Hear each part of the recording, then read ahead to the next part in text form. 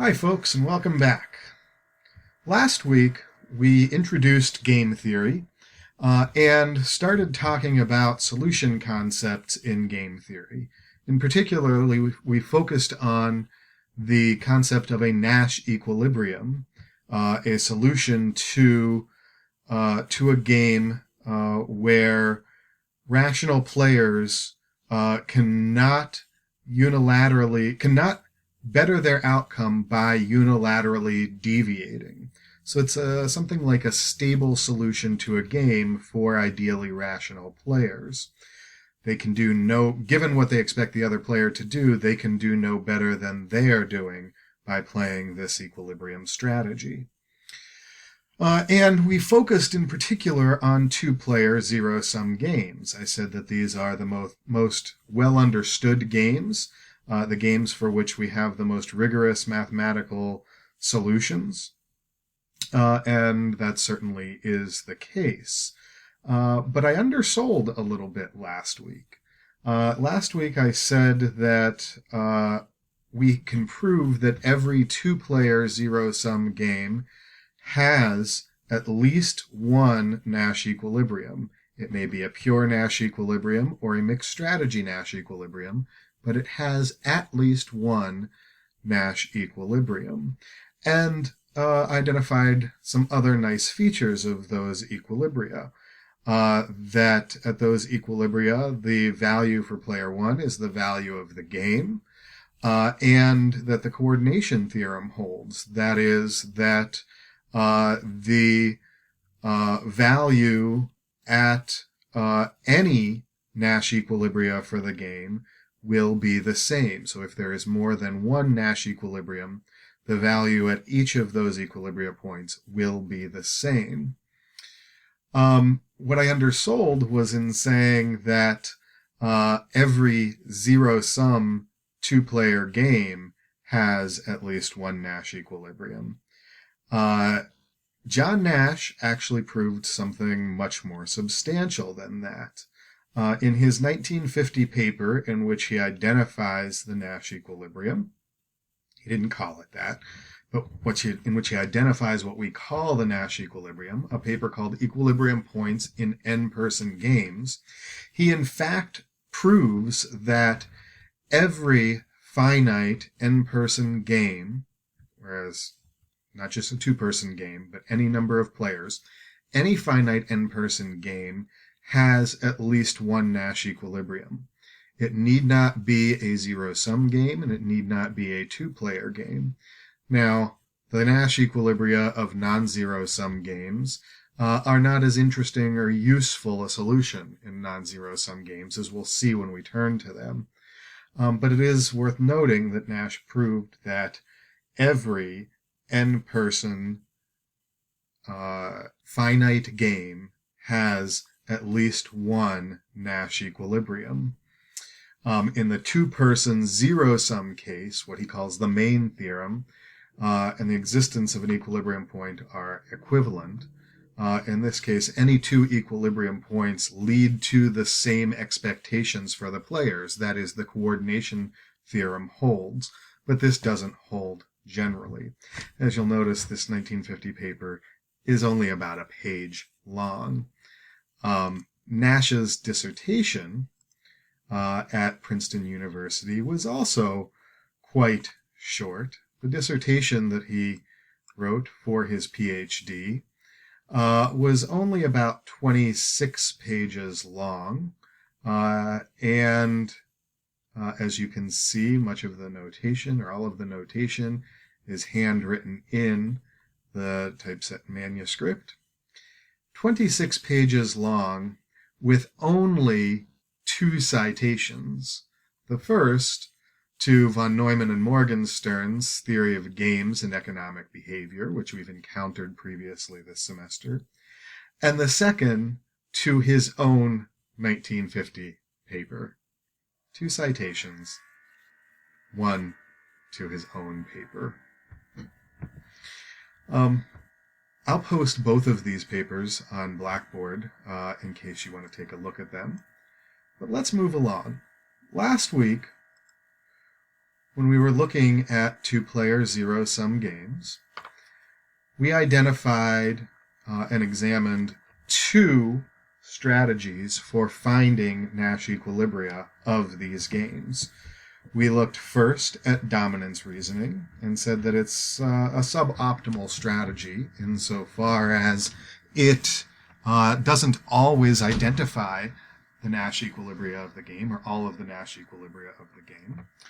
Then we looked at the maxi-min theorem, which does much better, except that it will not find the Nash equilibria of the game if they are not pure Nash equilibria. So the maxi-min theorem finds all pure Nash equilibria of the game, but not necessarily, but not ever the mixed strategy Nash equilibria.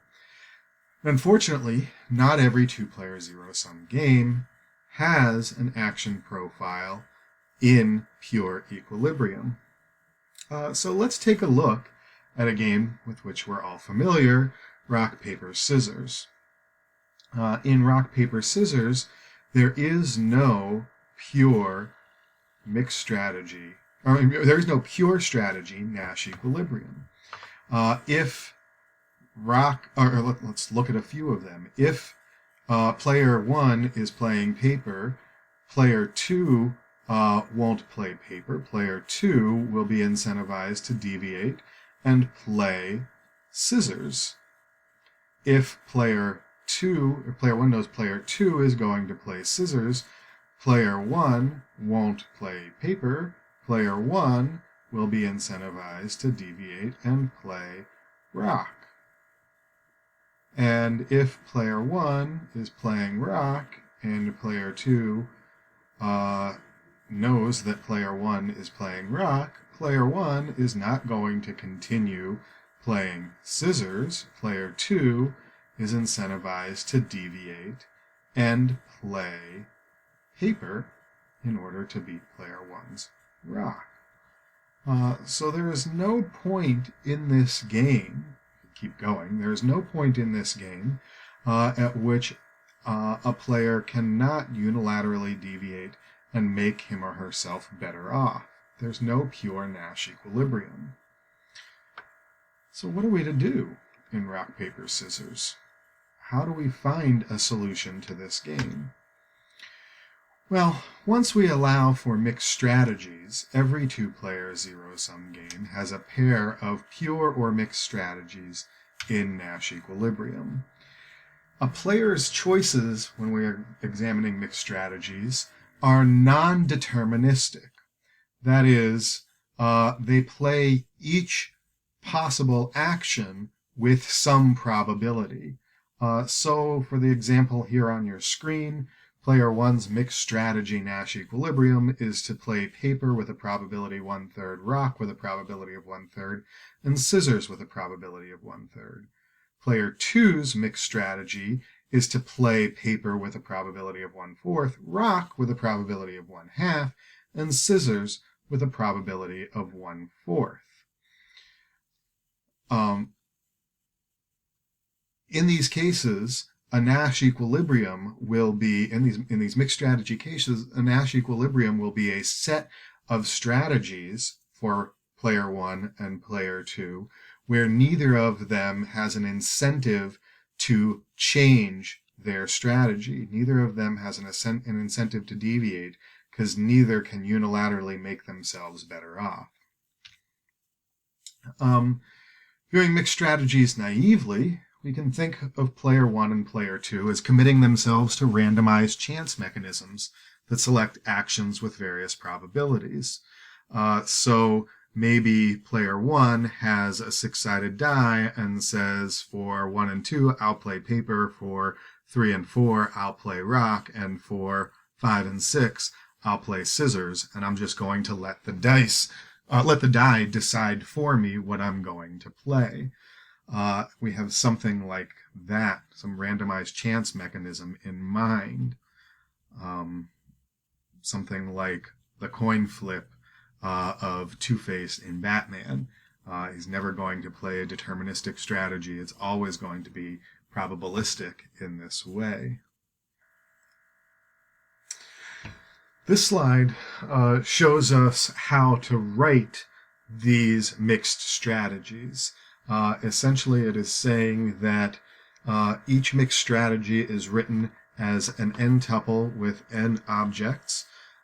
Each action that a player could play will be represented as an object in this ordered set, this n tuple.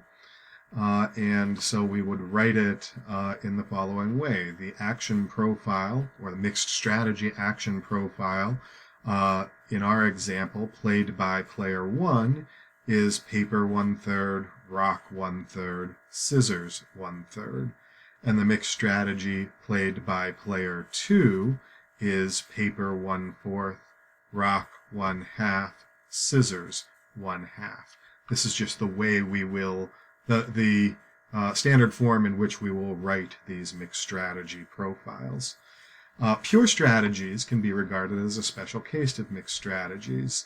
For instance, rock just equals the mixed strategy in which the player plays paper with a probability of 0, rock with a probability of 1, and scissors with a probability of 0.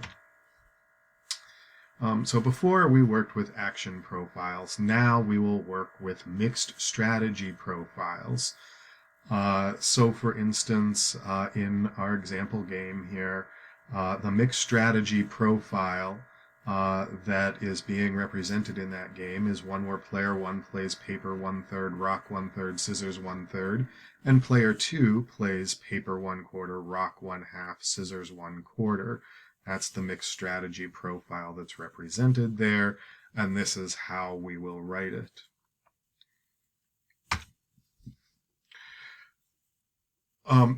We can also calculate the expected utility for a mixed strategy profile for each player in the set of players. Each mixed strategy profile induces a probability distribution over the set of action profiles.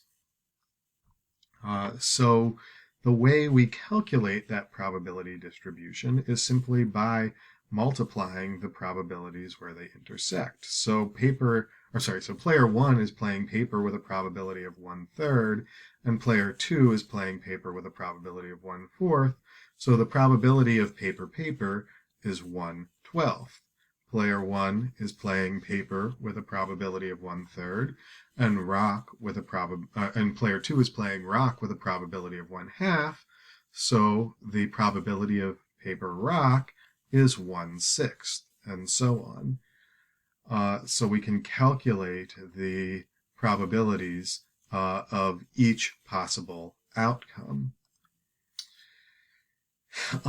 And we can then go about calculating the expected utility for each player by multiplying each of these probabilities by the by the utility of that outcome for that player.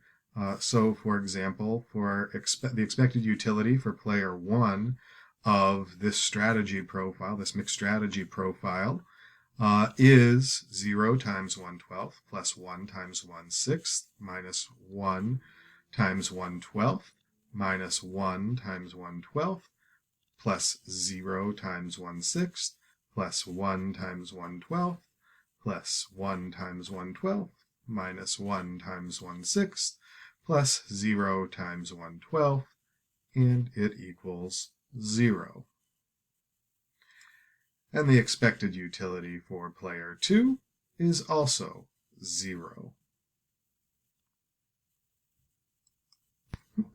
Now let's take a step back and look at this from Roe's perspective when Roe doesn't know what Call's strategy is. In this case, we can let A, B, and C represent the probabilities with which Call will play paper, rock, and scissors. And we can see if we multiply through that, for example, the probability of getting 0 at paper is A times 1/3. And we can calculate the expected utility for Roe in the following, using the following equation. And what we should see in looking at this equation is that when Roe plays 1/3, 1/3, 1/3, Roe guarantees that he does no worse than an expected utility of 0, because no matter what call plays, that will be the expected utility that the game will have for Roe. We can see this if we start paying close attention to how this would factor out. We'll have 1/3 0a plus or minus 1/3 times 0a, which is just 0, minus 1/3 times 1 times a, which is negative 1/3 a, plus 1/3 times 1 times a, which is just 1/3 a, which is 0. So negative 1/3 plus 1/3 is 0. And we will see that that will work out for the B's and C's as well. But that would not be the case if Roe played some different strategy. If Roe played, for example, 1/2, or 1/4, 1/2, 1/4, it would not, in fact, zero out. So what we see here is that when Roe plays this particular strategy, this equiprobable strategy of 1/3, 1/3, 1/3, Roe guarantees himself an expected utility of 0. This is her security level for the game. Security level is the expected utility outcome that a player can guarantee for him or herself. So now we're in a place to extend the concept of Nash equilibrium to cover these mixed strategies. A mixed strategy Nash equilibrium of a game is a mixed strategy profile, a alpha star, such that for every player j in n, the following conditions hold. The expected utility for j of alpha star j alpha star other players, not j, is greater than the expected utility, greater than or equal to the expected utility for j of any non-equilibrium alpha, non-equilibrium strategy alpha j, when those other players, not j, play alpha star, their equilibrium strategy. In other words, given the other player's equilibrium mixed strategy profile, alpha star, not j, the equilibrium mixed strategy profile, alpha star j, of player j is optimal. Again, coming back to Osborne and Rubenstein, no player can profitably deviate given the actions, or in this case, the strategy profiles of the other players. Pure strategy Nash equilibria can be regarded as special cases of these mixed strategy Nash equilibria. So is paper 1/3, rock 1/3, scissors 1/3 for player 1, and paper 1/4, rock 1/2, scissors 1/4 for player 2 a mixed strategy Nash equilibrium of rock, paper, scissors? In fact, it's not. Player 1 does well to play paper with a probability of 1 and rock with a probability 0, scissors with a probability of 0 instead, because that increases, given the strategy that player 2 is playing, that increases the expected utility for player 1 from 0 to 1/4. Because player 2 is playing rock more frequently than paper or scissors, player 1 wants to play paper, which beats rock more frequently than the other actions available. So this is not, in fact, a Nash equilibrium strategy, or a set of strategy profiles. What about the obvious answer here, 1/3, 1/3, 1/3, for both player 1 and player 2? Is this a mixed strategy Nash equilibrium of rock, paper, scissors, where each player plays the equiprobable strategies? Yes, it is, in fact. If both players play the equiprobable mixed strategy, the expected utilities of both players are 0, and neither can do better by deviating. Both of them set their expected utility at the security level. The reason for each player to play this strategy is to minimize the possible winnings of the other and to maintain her own security level. So yes, there's not a guaranteed win here, but playing these strategies, playing these equiprobable strategies over a period of time would converge on each player minimizing the winnings of the other player and maintaining her own security level of 0. Each player's winnings would tend to 0 over time by playing this equiprobable strategy. One way to think about this is to think about what you would do if you were playing against an omniscient being, against a mind reader. The mind reader could know what you're going to play, paper, rock, or scissors, and could guarantee that they always beat you.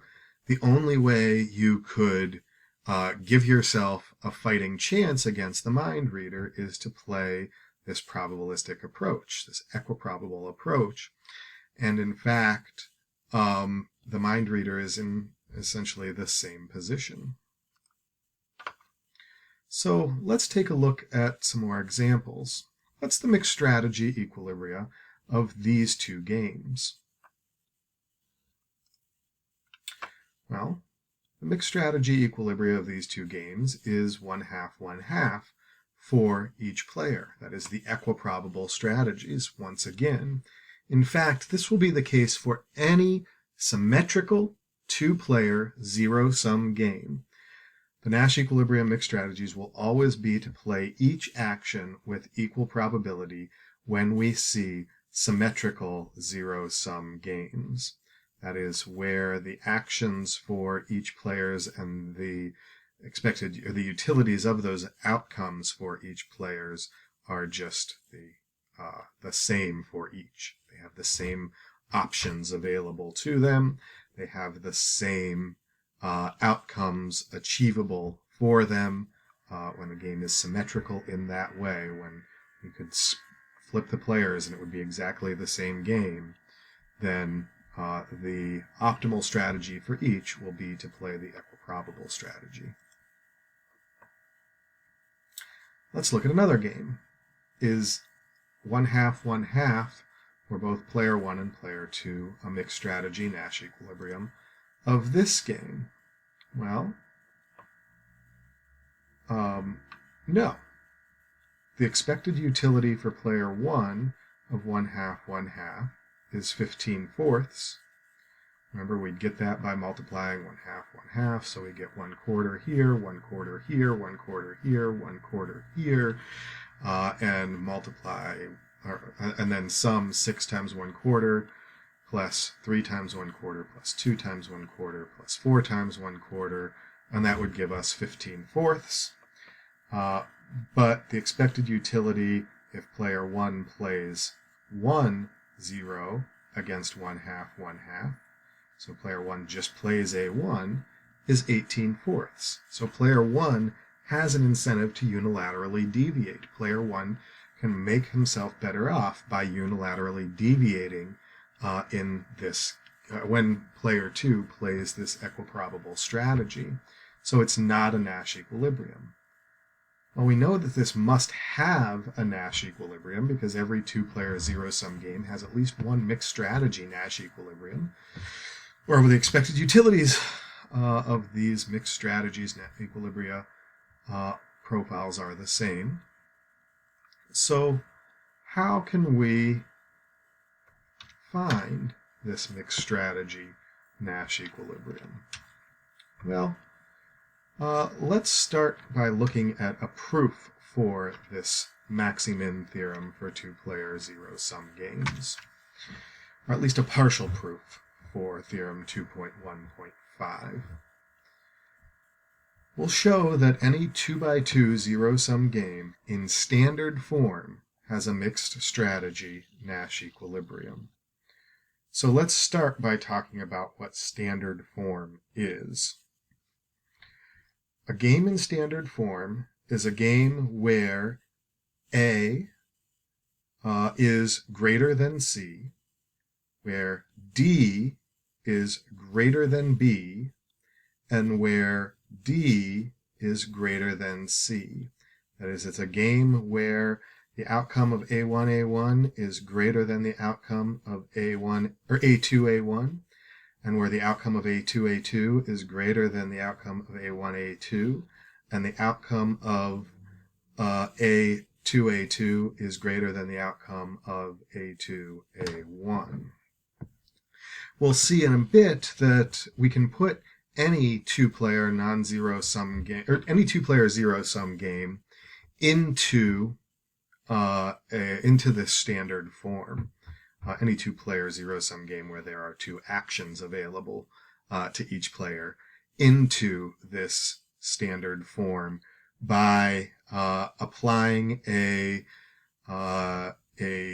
positive linear transformation to the utilities and or flipping the rows and columns for the various players, because it is irrelevant what order we represent them in. So we can always get to standard form. Once we have a problem in standard form, or once we've put a game into standard form, then we can start setting up a way of representing the expected utilities for the players of this game. So we'll see here that we've substituted P for the probability of playing A1 and 1 minus P for the probability of playing A2. Of course, they have to sum to 1. And Q for the probability of player 2 playing A1, and 1 minus Q for the probability of player 2 playing A2. And given these probabilities, we can then calculate the expected utility for player 1 of this strategy profile, or this combination of strategy profiles. So the expected utility is going to be A times P times Q plus B times P times 1 minus Q plus C times 1 minus P times Q plus D times 1 minus P times 1 minus Q. And if we factor that out, we end up with this long mess. And if we clean it up a bit, we end up with A minus C plus D minus B times PQ minus D minus B times P minus D minus C times Q plus D. And we know some things about these statements collected in parentheses. We know, for example, that A minus B plus D minus C must be greater than 0, given that the game is in standard form. We know that D minus B must be greater than 0, given that the game is in standard form. And we know that D minus C must be greater than 0, given that the game is in standard form. And that D itself must be greater than 0. And we can plug in or represent these statements with just the letters A, B, C, and D to simplify things. And we end up with APQ minus BP minus CQ plus D. And if we want to try to isolate P and Q a little bit more here, with a bit of factoring, we can move some things around and get A times P minus C over A times Q minus B over A plus dA minus BC over A. And that is going to be the expected utility for player 1 of this game. Now that doesn't look like much yet, but we'll see what we can do with it in just a moment. So if that's the expected utility for player 1, the expected utility for player 2 is just that times -1. So it's negative A times the statement P minus C over A times Q minus B over A minus dA minus BC over A. Now, if we look at these carefully, we can see something.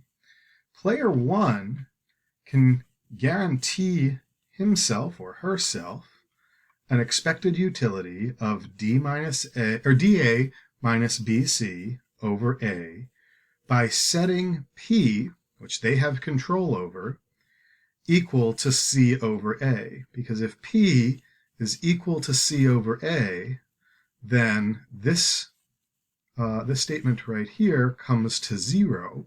So it's 0 times q minus b over a times a plus dA minus bc over a. So it's just, because we're multiplying by 0, dA minus bc over a. So this is the security level for player 1. dA minus bc over a is just the security level for player 1. And that security level can be achieved by setting p equal to CA. And the same is true for player 2.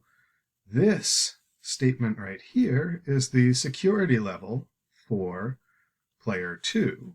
And that security level can be guaranteed by setting Q equal to BA, because that makes this statement right here 0, so that this all zeroes out and the security level is secure. That is, in fact, the mixed strategy equilibrium of any 2x2 zero-sum game. That is, this mixed strategy equilibrium is the one where player 1 plays A1 with a probability of C over A, and A2 with a probability of 1 minus C over A, and player 2 plays A1 with a probability of B over A, and player 2 plays B2, or A2 with a probability of 1 minus B over A.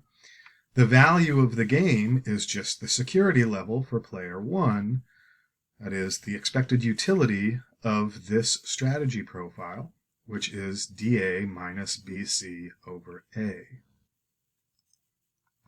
We can use this now to find the Nash equilibrium of any game, of any 2x2 game at least.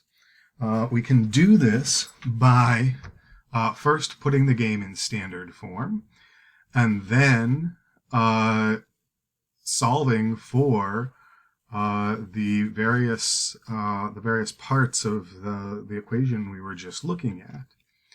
So let's take a look at an example. What is the mixed strategy Nash equilibrium of this game? Well, it's already in standard form. A is greater than C, D is greater than B and greater than C, and everything is positive. So it's already in standard form. So we can just find A, B, C, and D, and then find P and Q. What are they? Well, we can see that A is equal to 6 minus 3, which is 3, plus 4, which is 7, minus 2, which is 5. B is equal to 1, C is equal to 2, and D is equal to 4. So P is just 2/5, and Q is 1/5. And we can just plug those in and find our expected utility using dA minus BC over A. It is 18/5. Or we can calculate out the expected utility and find the same answer. Let's look at this game. What's the mixed strategy Nash equilibrium here? This time, we're not yet in standard form, so we're going to need to apply some transformations to the game to make this work. The first translation we need is to add a constant. So let's add 3 to make sure that everything is now positive. This is a positive linear transformation, adding 3.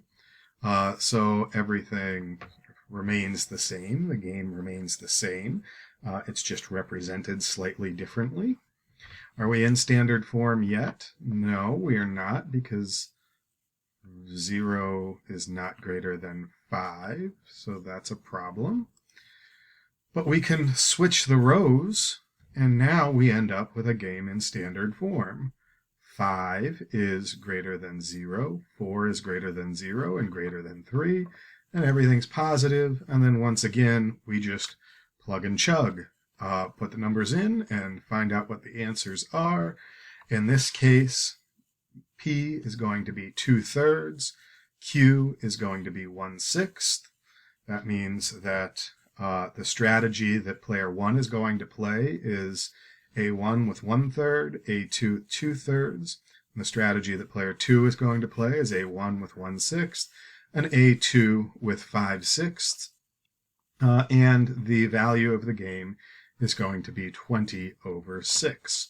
It's as simple as that. But not quite, because before we're finished, we need to transform it back to the original utilities.